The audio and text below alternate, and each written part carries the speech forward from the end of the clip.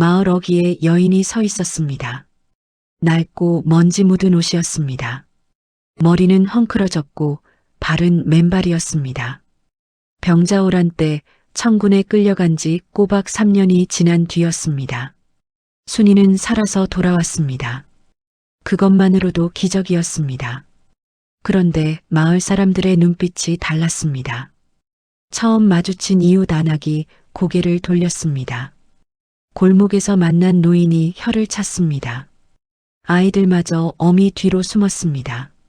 누군가 낮은 목소리로 말했습니다. 환양녀라고 했습니다. 오랑캐 땅에서 더럽혀져 돌아온 여자라고 했습니다. 순이는 발이 멈췄습니다. 3년을 버티며 오직 이 마을로, 이 집으로 돌아오겠다는 마음 하나로 살았는데 돌아온 자리가 이렇게 차가웠습니다. 그때 저 멀리에서 남자가 뛰어왔습니다. 숨이 차도록 달려온 남편 복동이었습니다. 신발도 제대로 신지 못한 채였습니다. 복동은 마을 사람들의 시선 따위는 보이지 않는 것처럼 곧장 순이 앞으로 달려왔습니다. 그리고 순이의 손을 두 손으로 꼭 잡았습니다.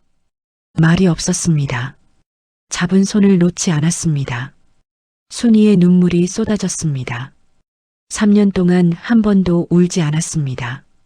심양의 혹독한 노동도, 말도 통하지 않는 고립도, 살아남아야 한다는 압박도 눈물로 버티지 않았습니다.